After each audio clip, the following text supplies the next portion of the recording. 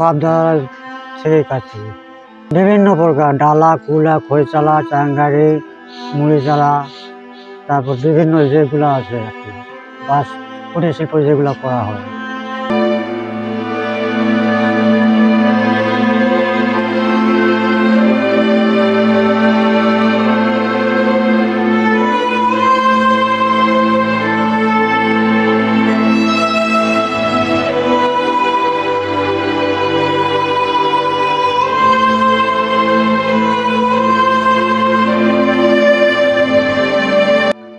না, কোনো সঞ্চয় থাকার মাত্র কোনো জমা হয় না, এরকম হয় না।